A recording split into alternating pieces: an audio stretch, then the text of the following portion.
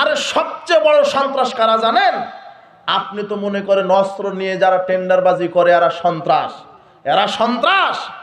এদের চাইতে বড় সন্ত্রাস আছে যারা লাঠি নিয়ে, যারা ক্যানভাস করে, যারা রাতারাতি থানায় গিয়ে, যারা আহলে হাদিসের মসজিদ ভাঙে, যারা আহলে হাদিসের প্রোগ্রাম থানায় গিয়ে বন্ধ করে, যারা আহলে হাদিসের বাচ্চাকে জোরে আমিন বলার জন্য মসজিদে পিটাই, এরাই হলো ইতিহাসে সবচাইতে বড় সন্ত্রাস।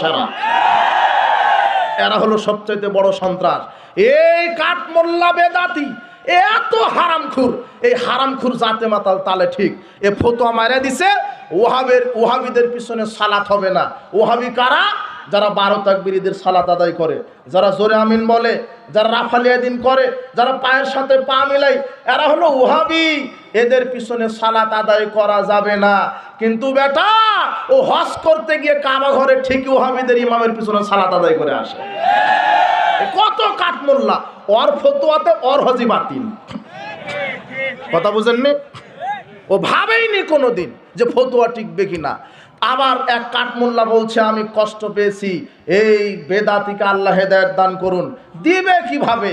ও তো বেদাত করেই নাকি মনে করে, ও বেদাত করছে নাকি মনে করে। বলছে আহলে হাদিসেরা মসজিদে মহিলাদেরকে নিয়ে যায় ভোগ করার জন্য।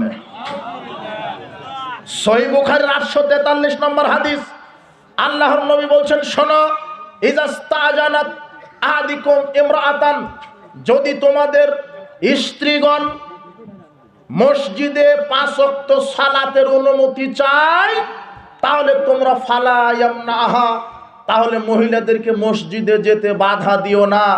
এটা আল্লাহর নবী বলছেন। আল্লাহর নবী কি বলছেন? যদি তারা মসজিদে গিয়ে সালাত আদায় করতে চায় 5 ওয়াক্ত, বাধা দিও না। তার মানে মসজিদে তারা যদি আসতে চায় মহিলাদেরকে সুন্দর পর্দার পরিবেশ করে দিতে হবে। এটা হচ্ছে ইসলামী শরিয়ার একটা নীতি যে দিতে হবে তারা যদি আসতে চায়। আর রাসূল সাল্লাল্লাহু আলাইহি ওয়াসাল্লাম বলছেন বাধা দিও না। সেই জায়গাতে এই বেদাতি কত হারামখুরের হারামখুর, এ বলছে আহলে হাদিস মসজিদে মহিলাদেরকে ধর্ষণের জন্য নিয়ে যায়। কিন্তু আশ্চর্য কথা, 2024 সাল এমন একটা সাল যে প্রত্যেককে আল্লাহ তার পাওনাটা বুঝিয়ে দিচ্ছে। প্রত্যেককে বুঝিয়ে দিচ্ছে। জালেমকে তার পাওনা বুঝিয়ে দিয়েছে। যেই বেদাতিরা বলল আহলে হাদিসেরা মসজিদে মহিলাদেরকে ধর্ষণ করার জন্য নিয়ে যায়, এই বেদাতিরা বউকে হালাল করার জন্য মসজিদে হিল্লার নামে নারীকে ধর্ষণ করে। আশ্চর্য কথা, বউকে হালাল করছে মসজিদে, 2 ঘন্টার চুক্তিতে বিবাহ করেছে, বউকে হালাল করে দিচ্ছে। তার মানে কি প্রমাণ হলো? মসজিদে নারীকে ধর্ষণ করার জন্য কারা নিয়ে যায়? বেদাতিরা। হিল্লা বিবাহ একটা জঘন্য প্রথা। আরে এক বৈঠকে স্ত্রীকে 1000 তালাক দিলে 1 তালাক গণ্য হবে। আল্লাহ বলছেন আর তালাক মাররাতান, তালাক হচ্ছে 2 বার, তৃতীয়বার যদি দেয় হারাম হবে। তালাক কিভাবে? ইসলামী তালাক পবিত্র অবস্থায় 1 মাসে 1 তালাক, দ্বিতীয় মাসে 2 তালাক, তৃতীয় মাসে 3য় তালাক যদি হয়ে যায় ওই স্ত্রী তার জন্য হারাম। কিন্তু এক বৈঠকে 100 তালাক দিলেও 1 তালাকই হবে। কিন্তু বেদাতিরা ফতোয়া মেরে দিছে না, এক বৈঠকে 3 তালাক দিলে বউ হারাম হয়ে যাবে। একে হালাল করার পদ্ধতি কি? পাঠার সাথে বিবাহ দিতে হবে। আরে আল্লাহর নবী বলছেন আলা উখবিরুকুম বিত্তাইসিল মুস্তার, আমি কি তোমাদেরকে ভাড়া করা ষাঁড়ের কথা বলে দিব না? ভাড়াটা ষাঁড় চেনো? হুয়াল মুহাল্লিল, তা হচ্ছে ওই যে হালালাকারী। লানাল্লাহ আল মুহাল্লিল ওয়াল মুহাল্লাল লাহু, আল্লাহর নবী বলছেন যারা হিল্লা বিবাহ করে, যে হালালা করে, যার জন্য করে, সবার উপরে আল্লাহর লানত। কি কার লানত?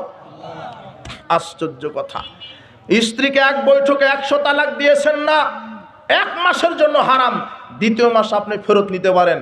তৃতীয় মাস আর 1 তালাক দিয়েছেন, দ্বিতীয় মাসে তৃতীয় মাস আর 1টা ফেরত নিতে পারেন। কিন্তু তৃতীয় মাসে যদি 3য় তালাক দেন তখন হারাম হয়ে যাবে। কে বুঝবে ইসলাম? আশ্চর্য কথা, কে বুঝবে ইসলাম?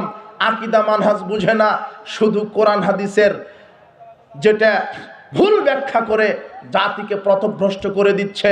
বলছিলাম যে আকীদা মানহাজ যতদিন আপনি না বুঝবেন, শয়তান কোরআন হাদিস থেকেই বক্তব্য দিয়ে আপনাকে পথভ্রষ্ট করে দিবে। সমাজে কত যে ভুয়া জাল আমল, জাল হাদিস চালু আছে।